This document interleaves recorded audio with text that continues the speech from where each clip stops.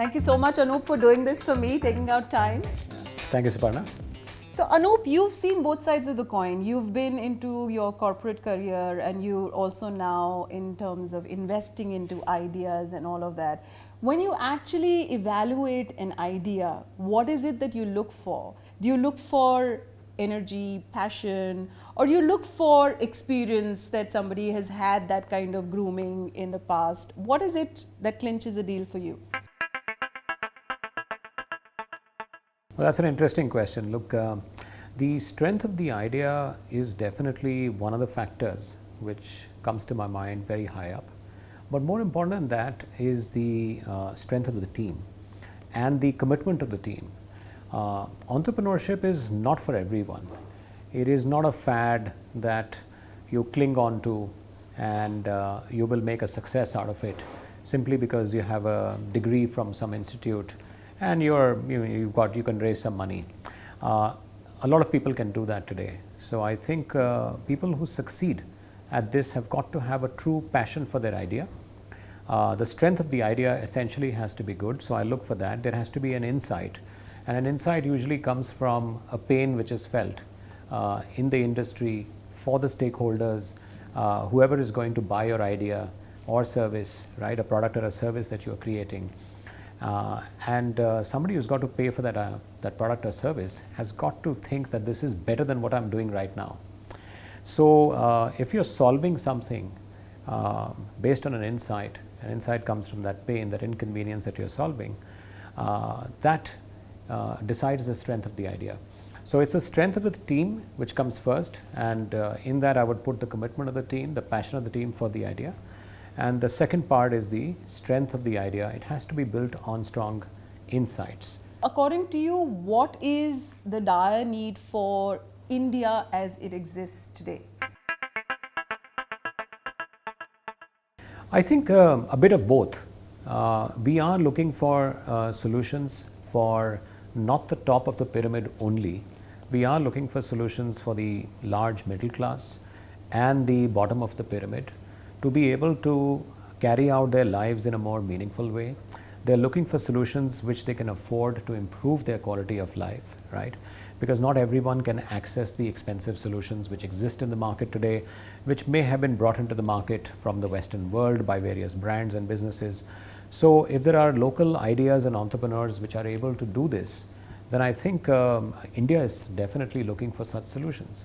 And the difference, according to you, like you mentioned, of course, internationally also, the buzzword of entrepreneurship has been there, and it's rated as probably the #1 ecosystem as far as startups are concerned, only next to UK and then India. Can you draw parallels or the distinction between both the countries as far as the ecosystem is concerned? Look, in the Western developed world, it is driven by a very different mindset, which is essentially, hooked into the insights of consumers in those countries. So their concerns are very different from our concerns. Very often those concerns may match. For example, the technology-based aggregator cab services like Uber and Ola, Correct. They have an application in both the societies because the pain was commonly felt. But there will be businesses which are maybe, let's say, Indian snacks or Indian beverages, which may not have an immediate application in the Western world, but they may be highly appealing to Indian consumers. So there is a difference in terms of therefore the problems that you're trying to solve over here and the problems that you're going to solve profitably, of course, in both the cases in the Western world. And also in terms of the kind of support that one gets or doesn't get from, say, the government or the paperwork or whatever the financials are, or judiciary and things like that. Well, there are rules which govern the entrepreneurial ecosystem here in India, and though there is progress being made on making sure that, as our Prime Minister calls it, the ease of doing business is being, there is an intent to improve it. However, definitely, look, there is a delta between the ease of doing business in those countries and ease of doing business in these countries. But I think we are making now significant progress than we ever made in the last 50 years to make sure that entrepreneurs have an easier time in setting up businesses, in taking their businesses from point A to point B, for investors to be able to invest in these businesses without having the fear that, how will the taxation rules look at it, and also be able to exit unsuccessful businesses. That is also one of the demands of the system. So in India, there is to wind up a company has also been quite difficult, and that has been having its own challenges. So I think the government is now making that easy. On the funding part of it, I think we are at a much better place than ever before, and India is recognized as a place where a lot of innovation is taking place, not just for India but for the rest of the world, and which is why you see a lot of ideas, especially technology based ideas, are going across the borders into other parts of the world. Sure. So if you were to map, say, 3 things as your stepping stone, as a must, as far as the Indian ecosystem is concerned and as far as the young entrepreneurs are concerned here, towards your success, what would that be? I think you need to have a good set of team members around you, and this is the immediate founding team. It is difficult for one person to bear this load alone. Having a very cohesive team, all looking and thinking in the same direction, really helps. The second is ideas. So what kind of idea are you working on? Does it solve a real pain that is being felt by consumers or businesses, whoever you may be targeting as your paying customers tomorrow for your idea? And the third part is, I think, getting mentors. Very often an entrepreneurial journey can be quite lonely. You have a small team, you have a small shared maybe office space, you're developing the idea, but you don't have the support of a large organization like you would have in working in a large organization as an employee doing the similar kind of innovation. So what you really need is access to experts, access to mentors who can be with you in this journey.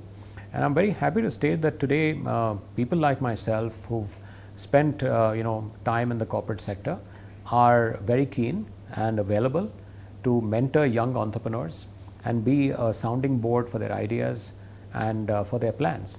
So I think with these 3 ingredients, you probably are ensuring that you also get the funds, because very often the mentors become the investors in the company to start with, and like it's called angel investors. And then after that, you can go in for an institutional round of investing. And it is a networked world at the end of the day. So therefore, when you involve more people who've had experience, I guess, then they speak to their networks, and very often things start clicking once you hit a initial, milestone of success. So 3 steps to success and 3 steps to failure. What can be the dysfunctions of a team that can lead to a failure of an enterprise? Well, I experienced this personally, and I must say that, look, within the founding team, if you don't have a single way of looking at the whole idea and how committed you are to developing that idea no matter what, there will be obstacles in the way, which may be coming from any different direction that a business may encounter, whether it's funds, whether it's people, whether it's other challenges. Do you have it in you to shoulder those challenges together? Or at the first sign of trouble or the first sign of some kind of a barrier, if someone bails out, it tends to demotivate the team. And then the team can't go on further, because the reason to come together in the first place was a shared joint passion. And if that passion is broken by one or more, then it's very difficult to get the team together. Okay. So the coherence and the cohesiveness in the team is, I would say, the number one factor, which if not existent, which if it is not present, can lead the organization to failure, no matter how successful it is. So that to my mind is the single biggest one. Okay. Also, for people especially who are starting up at this point in time and they do get a good mentor or you know, become part of an incubator and things like that.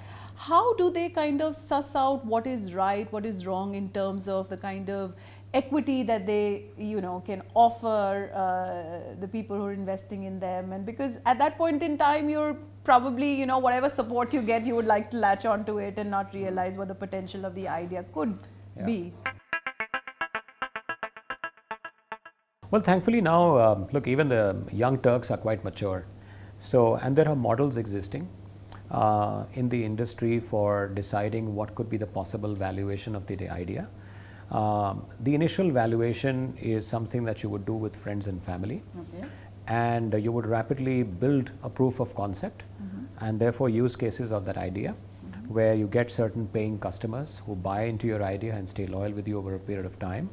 Having demonstrated that, I think you would then approach what is called as maybe angel investors, who would take the journey a little bit further and help you to scale up to a certain level and prove that you have a business which is ready to scale up. And after that comes the round of institutional investing. So there are, in the initial part, it will be, I guess, a lot of friends and family believing in your idea and you starting off with a capital not really so much, I think, linked to the actual valuation of the company, but linked to the amount of money that you need and the risk that people around you are willing to take on you. Okay. So it is not therefore a perfect maths or a perfect science because the idea has not been launched as yet. So it's belief in you rather than, you know, just, so it's, I would say 80% belief in you and maybe 20% belief in the idea. Maybe for other investors it's different. And then after that, I think you get into more scientific modeling. You look for analogies both here in India and overseas where similar ideas have got funded and what sort of valuations which are a derivative of the multiples of the profit that you're making or a multiple of the sales that you're making. Those are the two things that are required. And then, you know, it is, you would attach more premium depending on the quality of the team, the quality of the moat that they have built around their revenues, the kind of IPs and patents that they would have, so which basically secures long-term health of the business.